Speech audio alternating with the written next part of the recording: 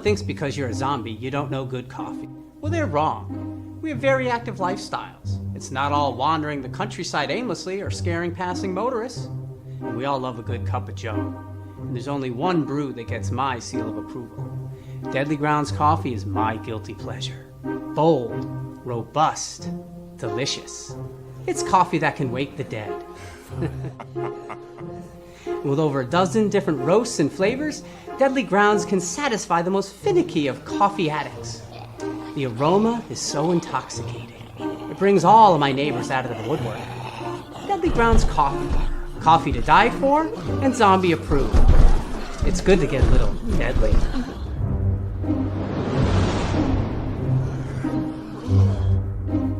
Use the front door! Oh, they're so disgusting.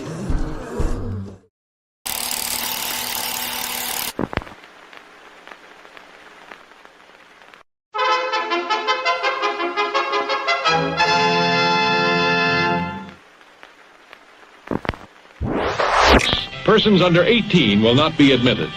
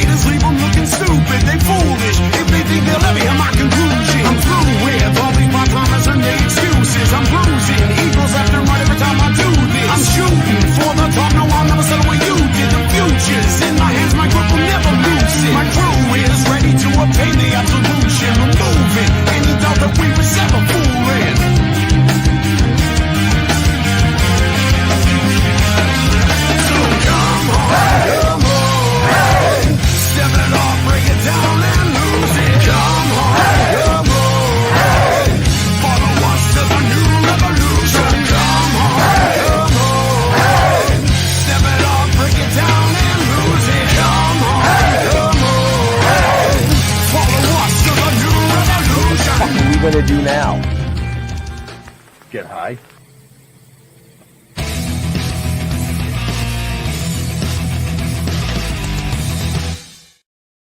Hey, happy Wednesday, everybody. You're watching Still Toking with. My name's Leo. I'm the monkey behind the keyboard here. We have an awesome show scheduled for you as always. And with us, Benjamin. How's it going, bud? Oh, it's going awesome. Awesome, dude. I'm super psyched about our guest tonight. I mean, season 4, we've had tons of amazing people on, but our guest tonight, I think we can say, stands in a different crowd. Oh, hell yeah. Yeah. I get that. Jeffrey. I'm gonna leave it there. Yo. Yeah, I'm looking forward to tonight. I kind of grew up with this stuff because I'm old, but that's how it goes because you're all going to be there. Right. People are great history. People are going to say they grew up watching us. True that. True that. So great history. What a legacy. And I'm glad that, somebody has taken and actually put it down on paper. So I'm going to introduce her.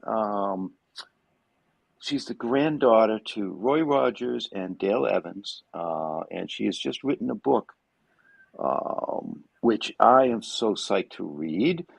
So let's welcome Julie ROGERS-Pomilia. See, I screwed it up. You did too. I did. We just went over this, Jeffrey. Yeah, we just I know, went over this. Listen, but listen. I Don't do make that me better send you than back to third anybody. grade. Yeah, will send you back to third grade. you don't want me for a teacher. Oh, want to bet?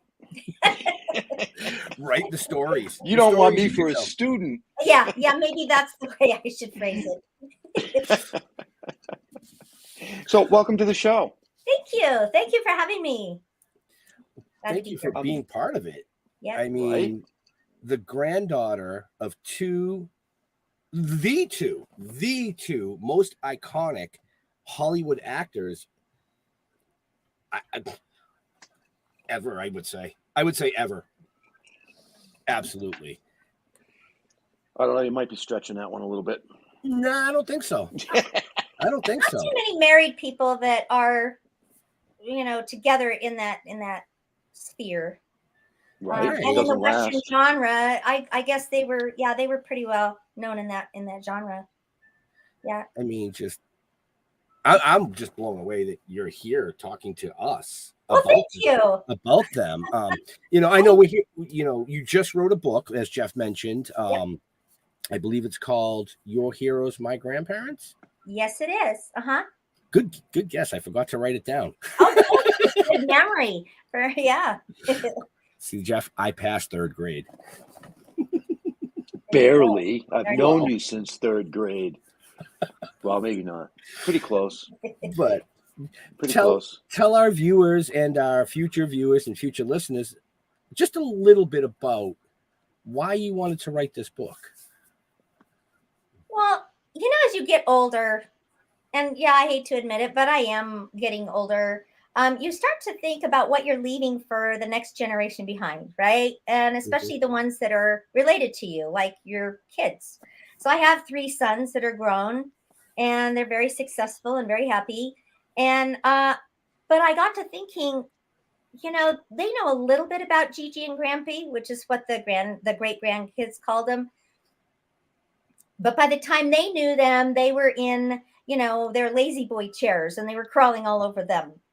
They didn't see them like I did, where they were out in their prime and they were, on shows and really popular and people following them and wanting their autograph and things like that.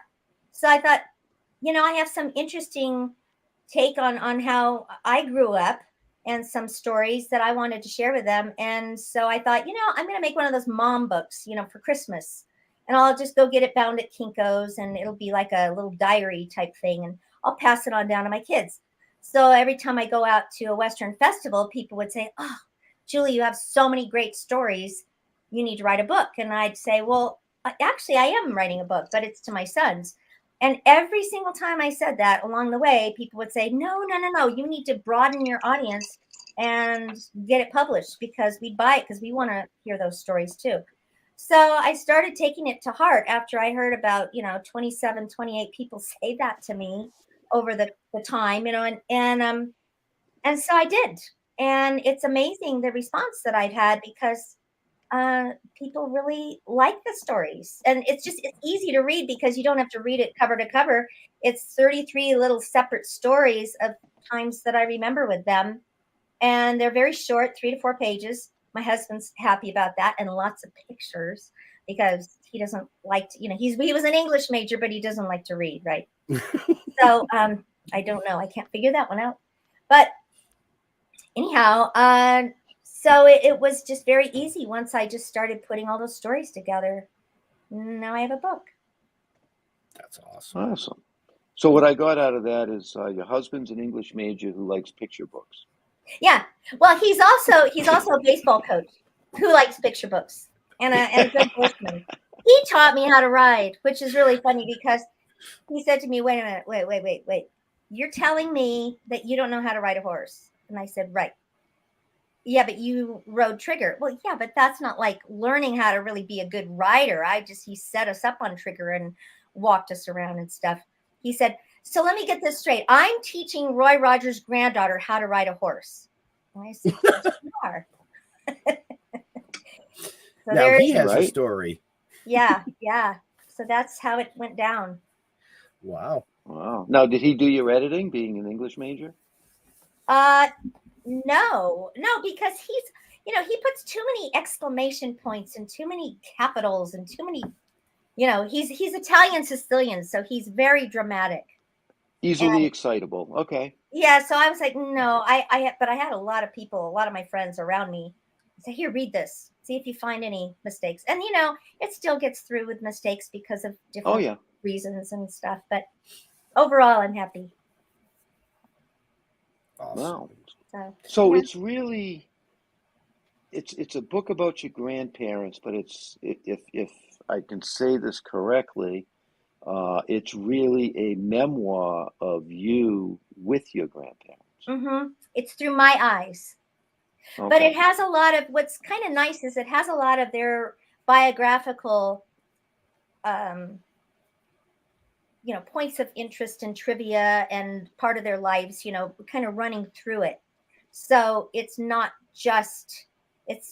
about me, it's about how I experienced them. Hmm. Yeah, so I guess it is a little bit, but it's, for the most part, the focus is on them. Okay. So yeah, Okay. I never thought of writing a book until I was going to just do it for my kids. And it's actually, my aunt and uncle have written books, but this is the first grandchild that has Right. written a book. Right. I think there's a really interesting relationship with a grandchild and a grandparent, because the grandparent can be a little bit, can kind of back off a little bit and not get so involved and upset if there's something that I'm talking about that's, you know, a problem or something. They don't, you know, they've already gone through that route and Right. they've already parented, so they can kind of give you some wisdom without getting into the, you know, emotions of it all. And I was very close to them. Right. So Right. for that No, reason. and I agree with you on that. I actually have 4 grandchildren, Yeah. and it's a different bond because I Yeah. love the fact that. So I'm assuming that they would be like, "Here, we're going to spoil you, Yeah. fill you full of sugar, send you home." And then send you home. Yes. Yeah. Right? You know, What's this is interesting is actually that my other grandparents really spoiled us more than my Roy and Dale grandparents. And grandpa was really old school. You know, you do your chores, you work for money, you know, $1 is important and here's why, and this is why your work ethic is important and all this stuff. And I think my other grandma kind of felt a little bit of you know, competition, and she wanted to kind of give us a lot because she felt like, I don't know, she felt maybe not as good as a, I mean, my grandma was a pretty hard act to follow. You know, she looked like a Barbie. Mhm. You know, and my other grandma was wonderful, kindergarten teacher, but she was not a Barbie. She was a grandma with a nice Well, right. lap, you know, to sit on. Right. Right. So interesting way of growing up. I would say. Mhm. Absolutely. I'm still kind of blown away that you're here talking to us about it. Yeah. Somebody has to. Yeah. I mean, you know, so So what was the height of their career? Late 50s into the mid 60s, 70s? I would say it was a little before that, because by the time I came along, their show had just wrapped and they were into reruns. And so we would watch Grandpa's show with him on the floor, and he'd be saying, "Go, Roy, get him, Roy, get those bad guys." And we'd say, "Yeah, Grandpa, get him, get him." And as far as I knew, everybody's grandpa had a TV show, because that was my normal. And Hmm. that's all I knew. So I didn't think he was famous. I just thought, well, this is his job. And but I think they were popular closer to like the early 50s, I think was the height of their popularity. And at yeah, one time he had more merchandise out there with his name or likeness than anybody except Walt Disney. So Yep. he was really smart on the merchandising end. And Time Magazine did or was it Life? I think it was Life Magazine. Posed a question to children back in late 40s. Who would you most like to be like? And the 3 top answers was a 3-way tie between Roosevelt, Abraham Lincoln, and Roy Rogers. So Yep. Wow. Wow. Okay. That's Yeah. actually really cool. Mm-hmm. That's really cool. You know, I mean, I remember as a kid sitting there with my dad, Mhm. you know, watching some of the, you know, the old Roy Rogers stuff, and not understanding really because I was just a little kid, but you know, and then into my life came the New England cowboy dude, which I think was the next step in the Roy Rogers legacy. To be honest with you. Hmm. Well, there was definitely a period of time where westerns were the thing, and Yeah. then they went out real fast, and then you have to reinvent yourself. So they, did appearances. They did a variety show, because then variety shows came in, and Yeah. they did themselves. They hosted a variety show. It was very short lived, but they were on a lot of variety shows too. And they, dragged us on to some of them, which was fun for us. The Jonathan Winters show I remember really well because I was 10, I think, at the time, almost 11, and my cousin pretty much, tore the show apart by what he did on set with Jonathan Winters. But of course, the producers loved it because he threw a ball at Jonathan Winters' head, right? As they're filming. I mean, right there on TV, and we were supposed to all be listening to a story. We were supposed to come over to the rug, sit down. Oh, kids, I want to tell you a story. He had his Viking hat on and everything, and my cousin, who was 3, decided, you know what? I don't want to go over there. I want to play with all these toys. Oh, look at this ball. I wonder what would happen if I threw it. Well, he threw it and it knocked Winter's hat off, his Viking hat. And he just took off improvisation about it. And it was hilarious. It was hilarious. We didn't think so because we were all scared, like, uh-oh. Robbie really went and did it now. And his mom was mortified. But the producers and the cameramen and the people in the audience, I mean, tears were running down their faces because he was so hilarious. But years later, he saw Grandma at another event. I mean, years, like maybe 15 years later. And he said, hey, Dale, how's that blankety blank grandson of yours? I can't believe he remembered. So I don't think he ever really let Rob off the hook for that one. And we haven't either. The family has never let him off the hook. So basically, he gets baseballs for his birthday and Christmas. Yeah. Right. It was funny. Well, I mean, I know that Rex talked very highly of Roy and Dale. Rex And, Allen? no, Rex Trailer. Oh, because we have a Rex Allen in our lives. Yeah, no, this would be Rex Trailer. His TV was late 60s into the 70s. Ah. And he was really New England based, but I had a lot of conversations with the guy, and still very good friends with his Nice. daughter. And he spoke very highly of Roy as an inspiration to him. Well, the thing about them is that they were the same on and off screen. They were who everybody hoped they would be. And sometimes you don't find that. Sometimes, they play a nice guy and they're really not. And there wasn't much mystery to Grandma and Grandpa. They were really who they were.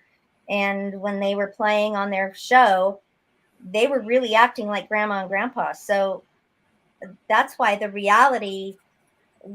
lines for reality for me were blurred, because I saw them on TV with Nellie Bell and, Trigger and all this stuff. And then they kept Nellie Bell at the carport at home. So I'd see Nellie Bell at home, and Trigger was in the barn. And so it was all very normal to me, that it was just the way it was. Right. And they didn't make themselves to be any big deal.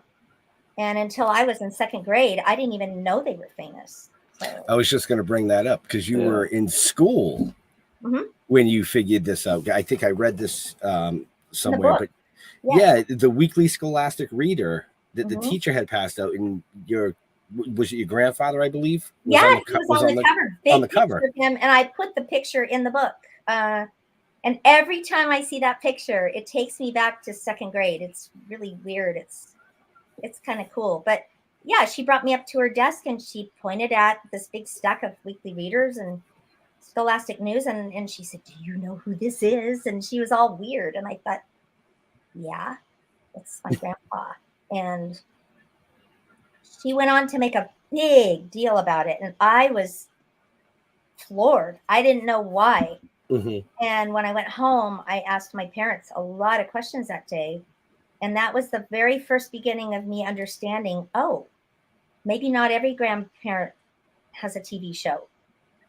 And maybe they are different than other people's family. And maybe my family is not so normal as I think they are. Yeah. So that's pretty Well, cool. Is that why you teach third grade? Because there's too many yeah, second grade memories for I you? was going to say that. I think you beat me to it. No, I taught all the grade levels actually, but I just happened to be in third grade this year. But I never thought that my family was better than anybody else.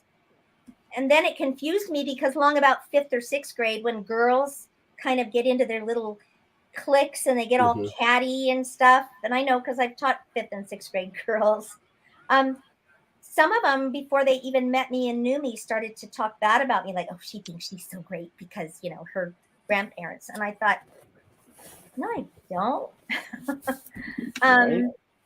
So I started hiding it for a while, not talking about, well, I never really talked much about it anyway, but I tried to kind of squelch rumors and try to play it close. And because I didn't want to be ostracized for that. It wasn't my fault. I was born into this family. Meanwhile, it's also not my, not my doing that maybe people know me or my family. So, I mean, I don't take the bad personal and I don't take the good personal. It just is the way it is. Right.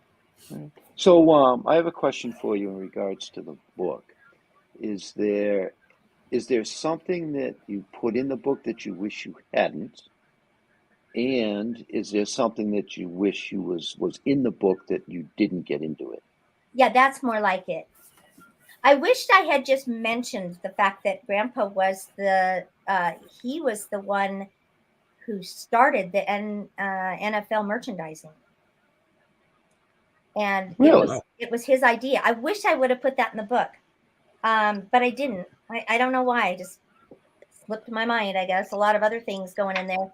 But he started looking around as he was nearing the end of his movie career and thinking, like you do, like, how am I going to make money to live? He didn't live high, like in a mansion or anything. He was always kind of a cowboy at heart and lived a very simple life. But he was concerned about finances just like anybody else. And so he thought, merchandising has worked so well for me. I bet you anything with the sports teams on the rise and people are so behind their team. I bet you anything it would work really well for merchandising in sports. And he went to the baseball league first and they turned him down, said, no, we're not interested. And then he went to NFL and they were very interested and started talking. So it was under his umbrella the first few years of NFL merchandising, but then his merchandise manager that Grandpa had jumped ship the next time it was up for renewal, and that was kind of a hard thing for him because he took the idea with him and just basically left Grandpa outside of that. And I'm reading this in the dentist office in a Time magazine, and I didn't know that. I was like in my 20s when I found that out. Nobody tells me anything in my family. Grandma wrote Happy Trails till I was 20. I was going to say that. Some guy on the radio. It's like, are you kidding me? So I didn't know that. I called my Uncle Dusty right away. Roy Rogers Jr. is my uncle. And I said, Uncle Dusty, is this really true? And he goes, yeah, it's kind of sore subject with Dad. But yeah, he was the start of the NFL. Wow. Merchandising. So I kind of wish I would have put that in there, but there's a lot in there. I mean, I brainstormed all the ideas that I could have, and actually some things that I had in there on the 15th or 16th edits round of edits, I got those taken out. Just things that I worded that I didn't like, or maybe, saying something I didn't really want out there. I don't know. But it was just, it wasn't anything big. It was just little things here and there. But you're never done writing. I don't know if you guys have ever written. Actually, our novel is set to release May 30th. You have a novel coming out? Are you We joking? do. Yeah. No, you're not joking. No. Nice. Yeah, we have it. It's actually out for pre-order right now, but we're here to talk about your novel. Oh, and well. Leo. We can Yes, bring up sir. ours in a minute. Where can they find out more about our amazing guest? Well, if you check the show notes up above or down below, depending on where you're watching or listening to us, and you can find out all the information about the amazing Julie and her incredible grandparents. And we do have a few pictures here. Which one was the one that was in the book you were mentioning? That's in the book. I think those are all in the book. Okay. Oh, That's wow. awesome. You got the Muppets there, too. Yeah. That's Oh, awesome. Yep. Actually, I don't think those two are in the book, but so many of the PR pictures look so much alike. Well, that is the book. But, That is That the is the book. So, that's in the book. That is awesome. to our viewers and listeners, amazing stories that I think everybody should read. So, don't hesitate. The links are in the show notes. I mean, just one click, there's the book. You'll find it. Yeah. And I believe you said you were in the process of setting up a website. I am. It's info@julierogers-Pomilia.com. And I've got the domain and everything. I'm just building the website and having somebody help me with that. But my ultimate goal with that is to provide information if people have questions, trivia, little fun facts and stuff, and stories, different things about the rest of the family. But also, if they want to order a book, they'll be able to order it, and then I can sign it and send it directly to them. So Nice. I'm hoping to get that set up soon. Excellent. Yeah, that would be cool. Now, are you planning on doing any kind of tour? I am of sorts. This summer, I'm going back to Ohio, Cincinnati area, and I'm going to be doing a small tour back there, and then ending it with the Roy Rogers Festival in Portsmouth, Ohio, on the first week of August. We always have a Roy Rogers Festival. And the guy's got his own festival? Really? Yeah. Well, you know what? He lived there. That was his boyhood home back in Portsmouth. He lived in the holler. I didn't even know what a holler was till I started going to this festival. And, he was a backwoods country boy.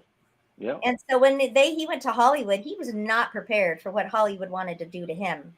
Right. At all.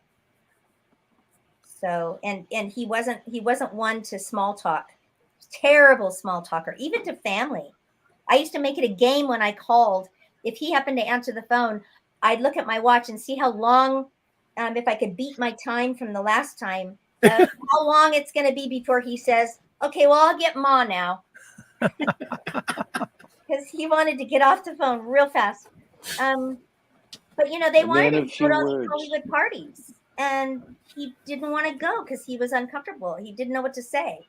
So he finally said, "Well, can I bring a friend?" And they said, "Yeah, sure, fine, bring a friend."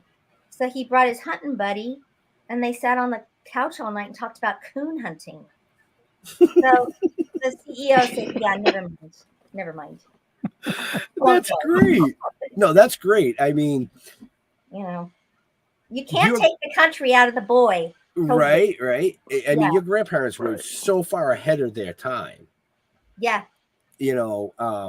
I think I read somewhere they adopted 5.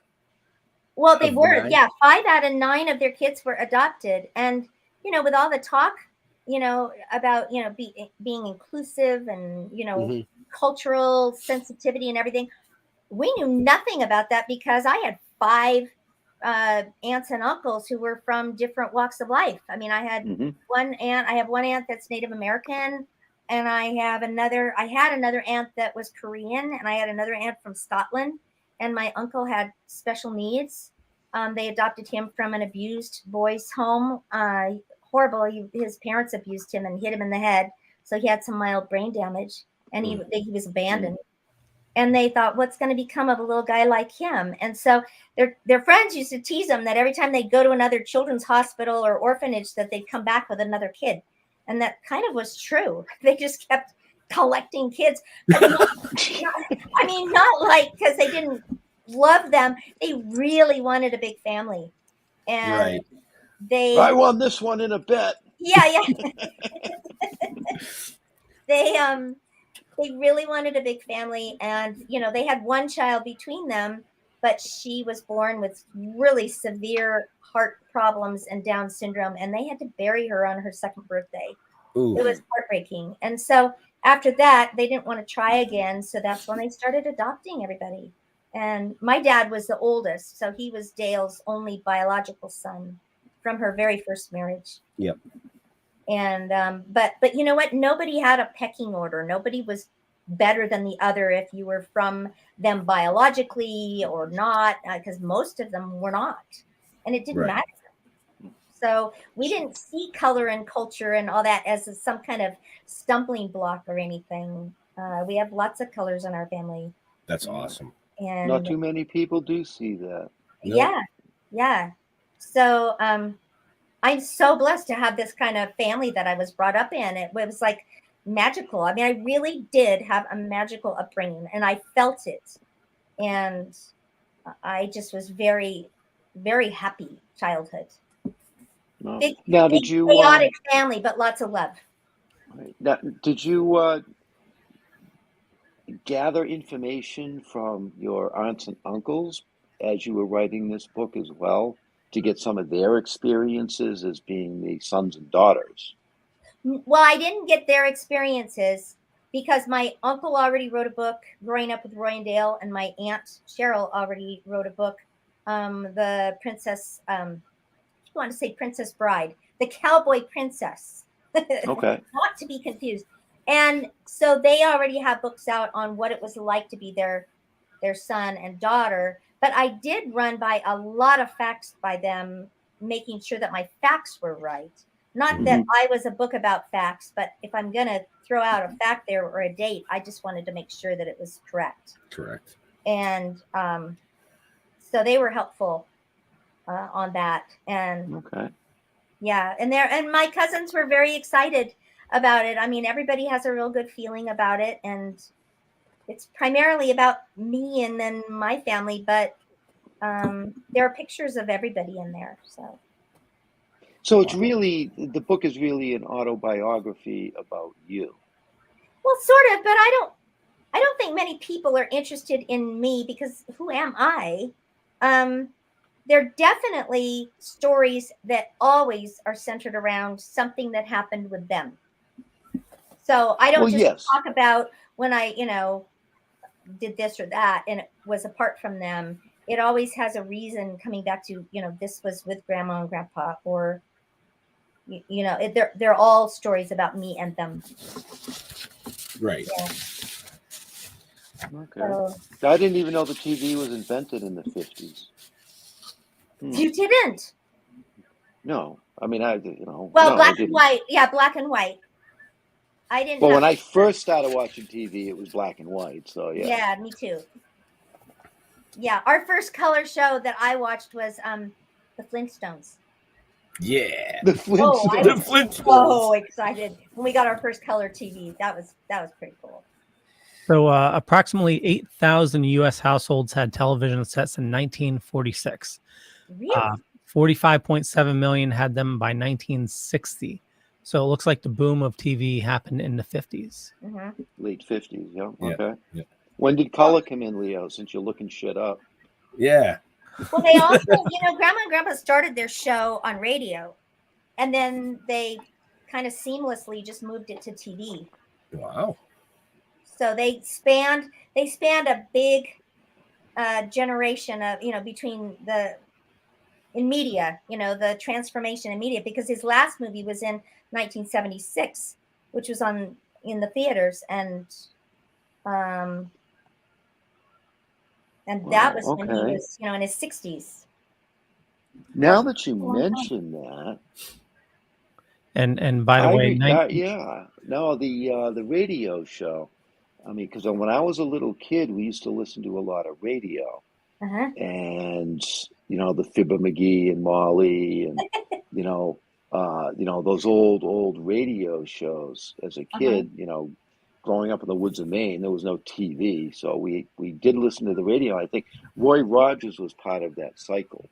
Now that Yeah. you say that, Yeah. now And that they you were say also that, guest stars on Jimmy Stewart had a radio program. Bing Crosby had a radio program, and they worked together with both of them. And hmm so you don't realize that the crossover, they didn't just hang out with guys with cowboy hats. They were, friends with all different genres of movies and radio.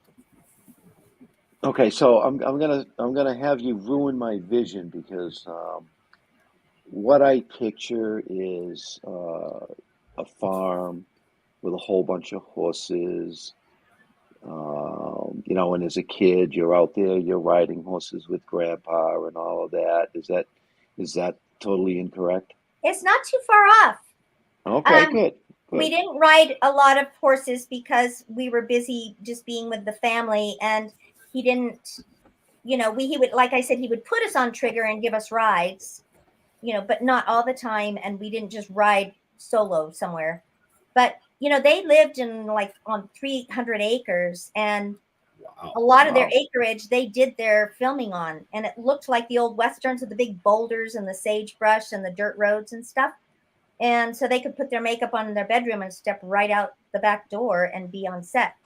Well, And that's convenient. so they had lots of animals. I mean, they had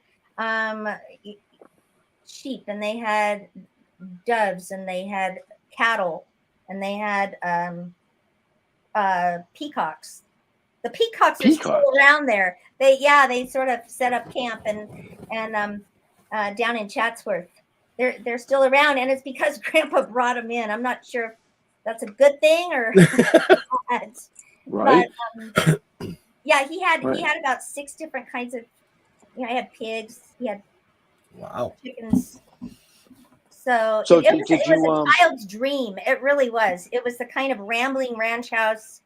They had a pool. Grandpa would jump in with us and play chicken with us and Marco Polo. I mean, all the traditional kids games. Wow. Did you ever go cow tipping? No, I thought he only did that in Fresno or someplace like that. I've never done that. Did you not hear her say how her grandpa was? Yes. Well, Okay. I'm just saying, did you not hear me say that I was a terrible third grader? Yeah, that's true. Yes, That I is did. I you know what? I filed that one back in my mind. I did. I have to say. So, Leo, you were going to say something a few minutes ago. What were you going to say? No, I was going to answer Jeff. So the transition to color TV happened in 1965. That's when all the networks announced that they're moving over to color. Mm-hmm. So yeah, mid 60s, color sets started selling in large numbers. Okay. All right. Leo is he's the encyclopedia. You for are. me. You are. I should have called you for some of my information. I'm sure you would have known some stuff. I even have friends that know more than anybody in my family. Wow. I have a couple friends that I call and say, okay, tell me about that. Or I'll show them a picture. Do you know when this was taken? And they'll tell me the date, the event, the interesting things surrounding it. It's like, you are crazy. I don't know how you know this stuff. So, yeah. Being that they were such amazing people in Hollywood, they had their fan base, their fan boys, their fan girls that would know probably more than most people. Yeah. Well, when you're a grandchild and you go to your grandparents' house, how much do you know about their jobs or what they do outside of family? I mean, we didn't care. We were just being grandkids, playing with toys and each other and stuff. And so we didn't really pay attention. And I think all of us are kind of like that. All of the grandchildren. There's 16 of us. They're now 15. One passed away, but there were 16. And I don't think any of us really knew as much as some people outside the family. Right. Well, I know that when I used to go to my grandparents' house, I mean, he was an accountant, I didn't want to fucking know anything about that. No, I mean, yeah, it doesn't matter. And I just wanted to know where the candy was. yeah, I mean, that's for sure. Right. Now, here's a question for you because, Uh-huh. I mean, I experienced it my whole life growing up. Whenever I went to my grandparents' house, or even today when I go to my in-laws' house, is there a scent that it just smells like Oh old yeah, people? yeah. Yeah, Oh, right? there was a scent in their house. All right, yeah. It was grandma's salad. She made this salad that was her salad dressing, and it smelled like lemon garlic in their house. And that's the only thing I liked of every Friday night when she would cook for the family. We'd go over for Friday night dinners, and I never understood why fish had to be on Friday. And fish was like they were a little bit of everything. Oh, let's grab this fish on Friday. That's good. I like that. So, and then they would add whatever Grandpa had shot that week, like maybe badger or maybe elk or bear, and she'd like just mix it all up in this stew, this nasty stew, and I hated Nice. the stew. And we had stew every time we went over there. And so I survived my childhood on Jello, rolls, and salad. And I mean, I didn't mind sitting in the kitchen. All of us little kids had to sit at the kitchen table, and I never got to sit at the big family table, the round one with the lazy Susan. And I didn't know who Susan was and why Grandma thought she was lazy, because she'd always call her Lazy Susan. It's like, who is Lazy Susan? And I was enthralled by Lazy Susan. But anyway, we didn't have Lazy Susan in the kitchen. We just were at the kitchen table. And if we didn't like any of the stuff, we'd feed it to the dogs under the table. But the dogs wouldn't even eat that stew sometimes. And I'd have to crawl under it and put it down the disposal. Yeah, they didn't pay much attention to us in the kitchen. So it was good. We had our own little dinner party going on in there. We had a comment come in. Carrie says, outside of the movies, your grandparents remind me so much of my own. Hunting, farming, training horses, all that was what they did. They were big fans of your grandparents. I was a caregiver for them in their last decade of their lives, and I swear I've seen every movie of theirs at least 10 times over. They gave us lots of happiness. Oh, I love that. They gave me lots of happiness too, and that's the kind of people they were. They were very giving and very loving, very normal. They were normal people with extraordinary jobs, Right. And I bet they were a lot like your grandparents, whoever that was that wrote in. That was Carrie. Carrie. Now, you mentioned going to the festivals. Have you noticed a kind of explosion in popularity over the last couple of years since Westerns have been starting to make a comeback?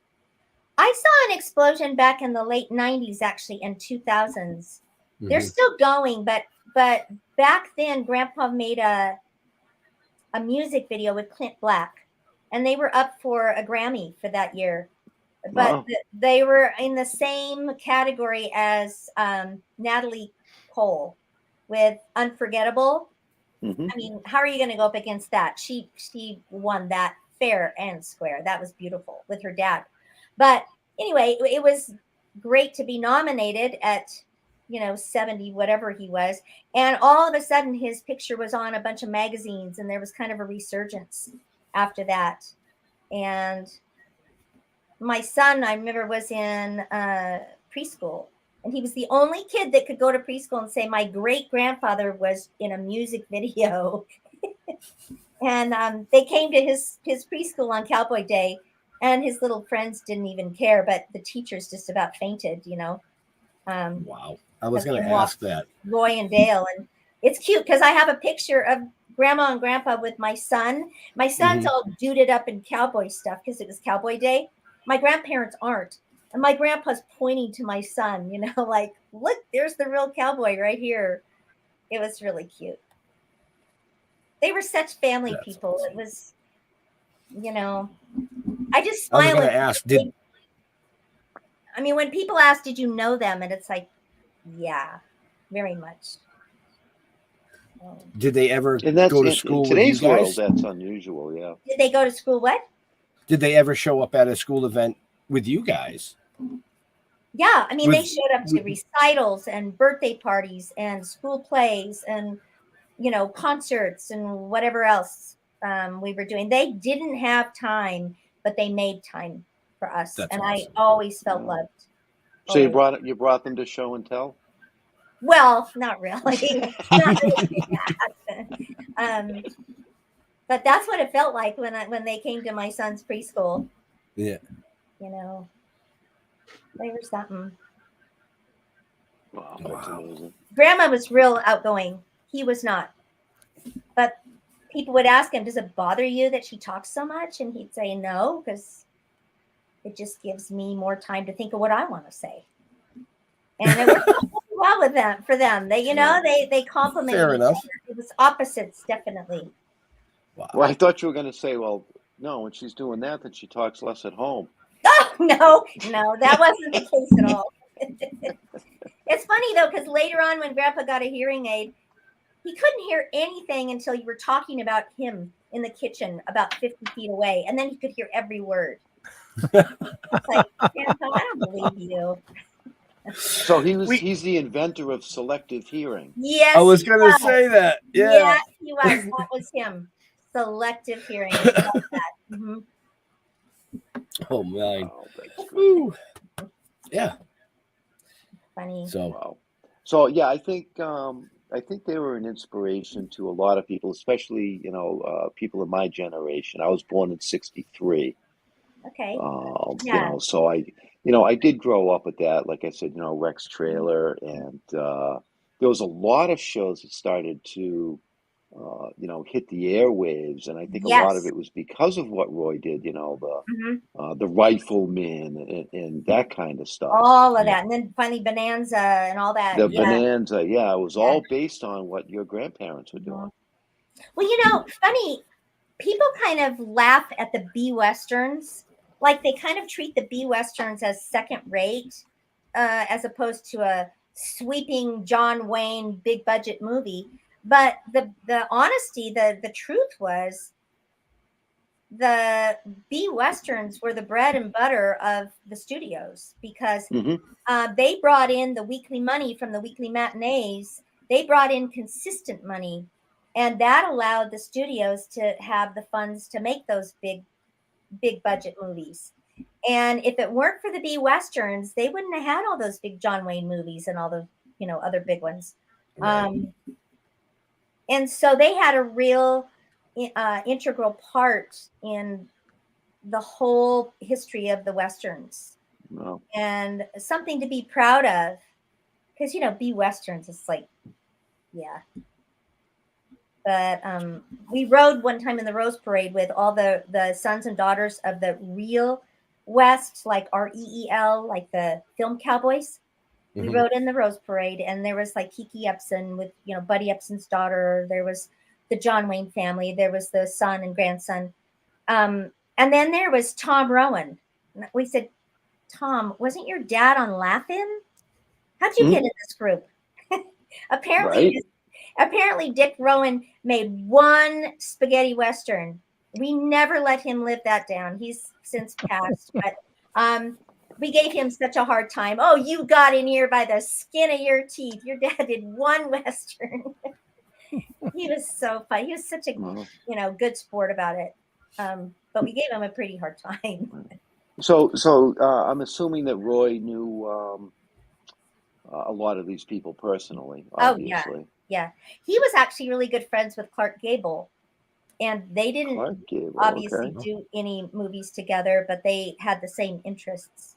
And I know Burt Reynolds was never recognized by his dad as being a successful actor until Burt came back after hunting with Grandpa one time and said, "Hey, Dad, I just got back from hunting with Roy Rogers." And his dad got real quiet. And he said, "You went hunting with Roy Rogers, huh?" And he said, "Yeah, Dad, I did." And he said, "Okay, now you've arrived, son. Now you're somebody." It's like, Wow. Okay. Wow. Thanks, Dad. But he, yeah, true story. I heard Bert say that several times. Hmm. So, And I Now, love the name dropping. Keep going. Keep going. oh well, no, it's not like I love. No, it's awesome. These are great stories. They just had good friends in the business. Harry Morgan, I met him through the Golden Boot, but he was the commander on MASH, the TV show MASH, Mhm. and he was in Dragnet, I think. I don't know, some old show, black and white show. Anyway, I was at a party, and he came up and sat down, and he said, my first movie was with your grandfather. I wouldn't have known that. oh wow. Had he not come up and talked to me. He was so cute because he remembered every detail and told me every detail about that movie. Wow. And it was cute. Mickey Rooney, same thing. He had wonderful things to say. And I was guiding them into the, because my family was on the hospitality committee for the Golden Boot. That was a Academy Awards of only Westerns that was held in Beverly Hills every August. So I was always there to greet the people at the limos and kind of walk them down the red carpet and then to the green room and to all their interviews and stuff. Well, Mickey Rooney and his wife wanted to get seated in the ballroom right away, and not he just wanted to be quiet for a little bit, and no one was in the ballroom, and it was cool and everything. It was summertime. And so I asked him if I could get them anything else, and he said, why don't you just sit down and chat for a while? So I did. I just sat down, and just like talking to your next door neighbor. Dick Van Dyke was the same way. I mean, we didn't change, routing numbers for our bank or anything. It's not like, we got but I mean, it's like you're standing outside a yard sale, rocking back on your heels, just talking with your hands in your pockets, about this and that. And you realize all of these people are regular people that have fascinating jobs for the rest of us. It's true. It's true. And I never thought I would like be in awe of somebody. I was kind of with Dick Van Dyke because I kept singing all the songs from Mary Poppins, as I was talking to him, and that really meant me. And then I stepped on Donald O'Connor's foot one time. He was in Singing in the Rain with what's my problem? Gene Kelly. And I stepped back, and I turned around to put my hand on whoever's arm it was to say, oh, I'm so sorry. And I saw it was Donald O'Connor. I went, oh, I love you. I mean, in Singing in the Rain. And then I thought, what a dumb thing to say, Julie. I mean, you're sounding like all those people that do that to grandma and grandpa. And you said you'd never do that. And here I am. And he was very gracious. And I said, I even told him, I never thought I would do this, but I'm really excited to meet you. Now, did Roy ever have the opportunity, or was it ever presented to be able to be in a film with John Wayne? Was he in a film with John Wayne? Was it ever presented that possibility would exist? Or was he? I don't even know. He was. His very first movie, he was starred with John Wayne. Very first. Oh, he did. Movie. Okay. It was called Dark Command. That. And he played the impetuous younger brother of, now I can't remember the lady in it, but he did not play Roy Rogers. He wore a dark hat, and he wasn't the best of characters, which was really interesting. That was his first movie. Okay. It was John Wayne. Was it Claire Trevor? Oh, yes. Very good. See, man behind the keyboard there. There you go. He's quick on the Google. I am. And yeah, so, and they knew each other, and, it's all kind of like So he was just, they were just like everybody else's grandparents to you. Yeah. Like just normal. I mean, you told us a little story before we went live about your grandfather's hat. Oh. That you haven't put away now, but tell our viewers that story so that they can kind of grasp the concept of how you grew up. They were just grandma and grandpa. They were Yeah, just they weren't grandma and special. grandpa. Yeah. You Yeah, know, and he gave my dad his hat, and my dad, he just had it for a while, but he gave it to me, so it got passed down to me, and so I had my grandpa's hat with me, and my sons, every time my 3 sons that I had, when they turned 6, I gave them a cowboy party just for fun, and so I had like different stations, bales of hay around the backyard, and on one of them it was like flipping the cards into the cowboy hat. And I used grandpa's hat for that. And I turned it upside down, and they were kids, 5, 6-year-olds were flipping cards into grandpa's hat.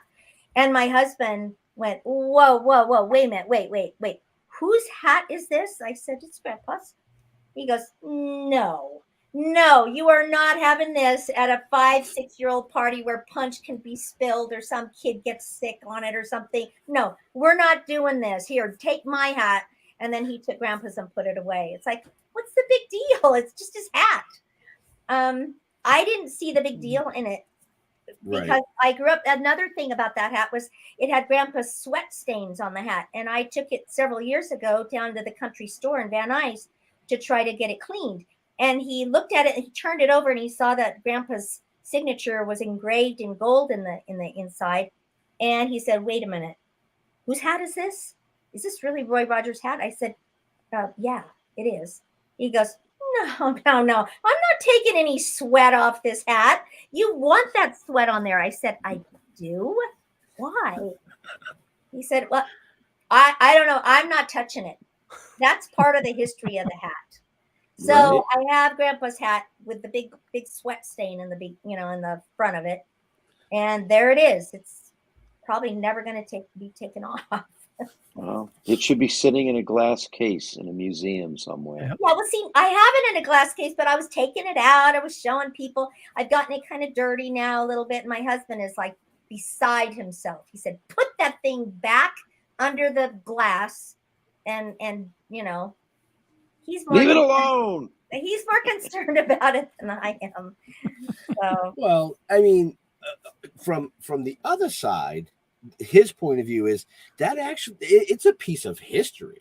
yeah, That is a piece of Hollywood history, right. and not just like, hey, he wore, in that one movie at one time, Mm-hmm. and it's just chilling over there at the Hard Rock Cafe. I mean, this was like part of him. It was his. This was the hat he really did wear. It wasn't like, they run the flag up at the Capitol and then they take it down. They say, oh, this flag was flown over the Capitol, which it was, but they don't say that it was just run up and run down. Right.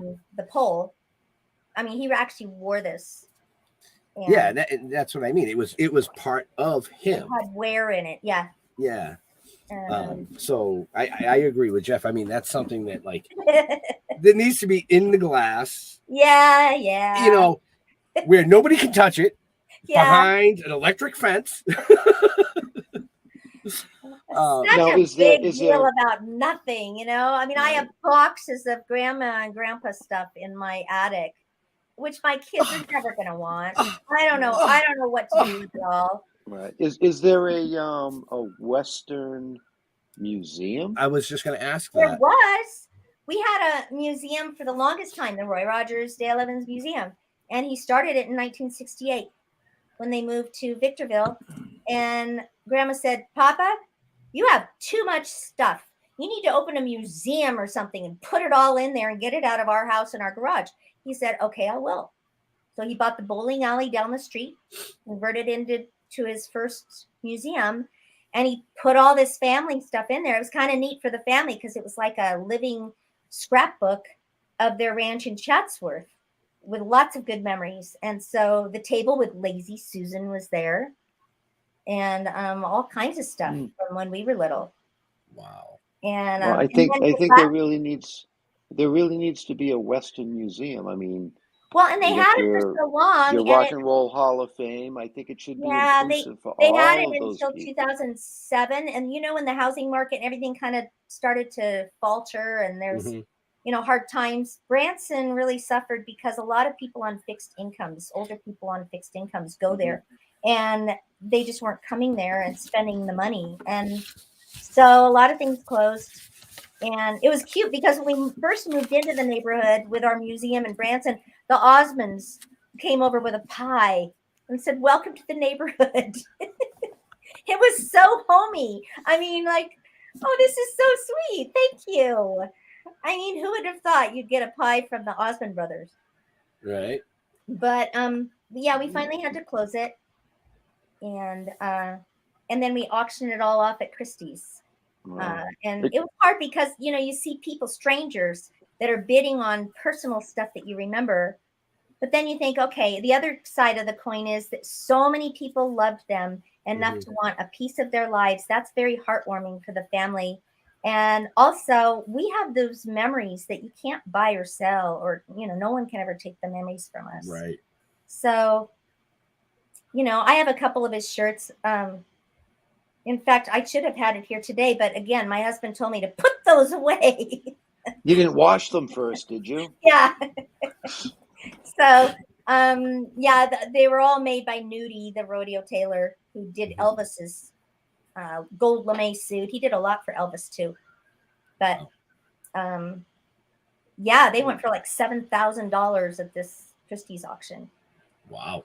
My uncle said any of the family could buy any of the stuff out of the museum if we wanted it, but we'd have to pay what the IRS had come in and valued it for.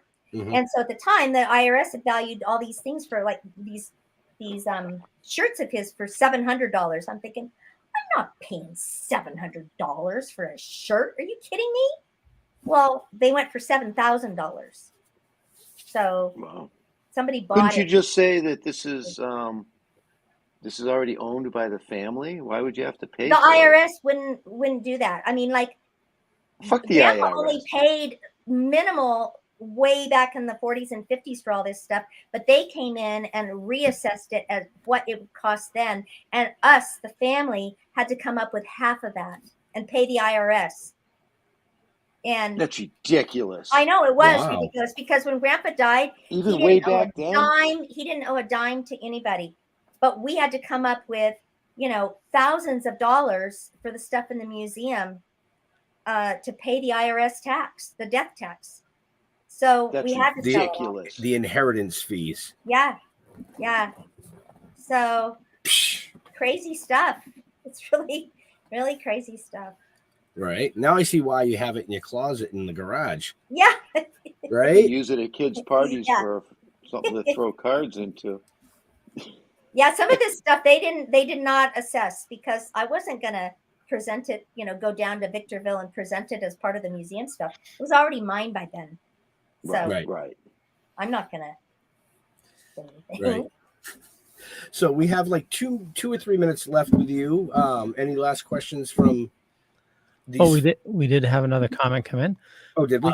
Yeah. So Carrie says some companies make personalized perfumes from clothing you send to them to capture the scent of the people who wore it. They could probably convince them to set up a special visit to treat the hat with the present and have a scent made out of that. Would be something people would go nuts over just to have. My goodness, I've never heard of that. That would be awesome. A perfume called Horse. Trigger number 1. Wow. Oh, I'm not even going to touch that. Yeah, no. Let's leave that one alone. We're not even going to touch that one because that could just derail this whole show could. really, Yes, it really could. quick. Especially with the 5 of us. Oh, there's 4. Sorry. Especially There's with the 5. 4. Roy's here. I have not been drinking. I promise you. Just came from work. Well, you do teach 3rd grade, which is something that we kind of joked about at the beginning, but Yeah. I could understand why you'd be like a little frazzled right now. I'm a little bit, spent at the end of my day. Just don't talk to me for a while. So on that note, we probably should wrap this up because I know Leo has another show. You had just gotten home from work. Oh, I'm so happy that you had me on. I'm really happy. Yeah, we had a blast. Leo's going to do his thing. He's going to take us out. Just hang tight until he says the show's closed because this is actually being recorded and live. So future viewers can watch it as well. And before we do, Leo, where can they find out about our amazing guest? Well, definitely check the show notes up above or down below, depending on where you're watching or listening to us. You'll find all the information about Julie's book right there, and all the information about Julie and where to, follow her.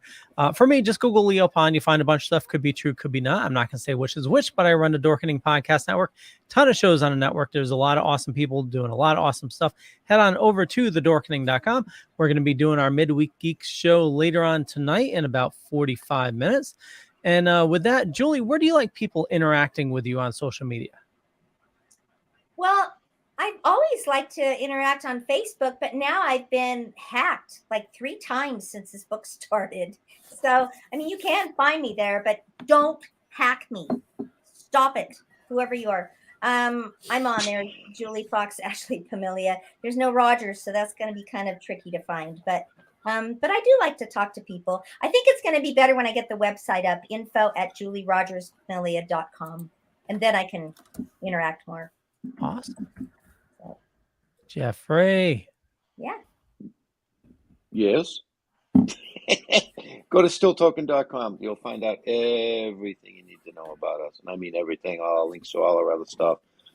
But I do want to say, go to Amazon. You can just do a search for Toking with the Dead. The novel is in pre-order right now. I am so excited about this. It's been years in the making, mainly because we kind of got sidetracked and decided to do comic books out of it for some stupid fucking In TV series and in the TV and animation. So Ben, I wasn't talking to you. Shut the fuck up.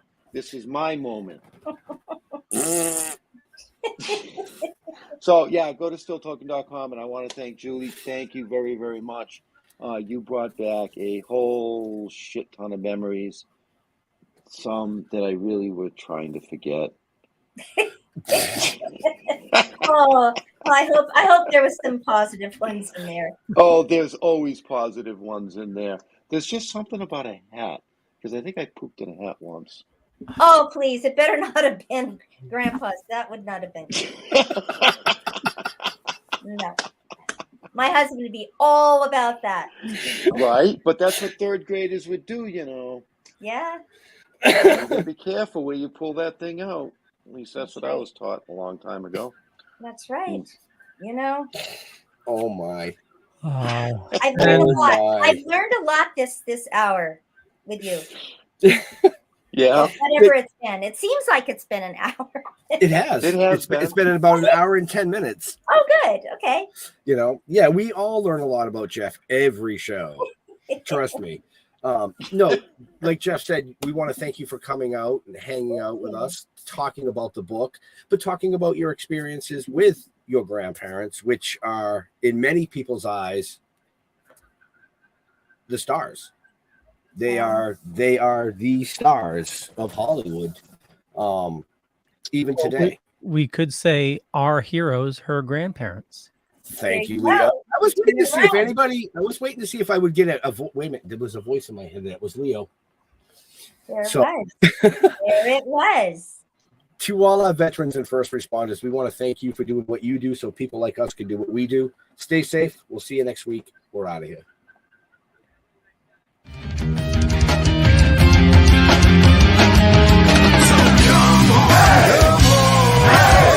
Step it off, break it down and lose it. Come on.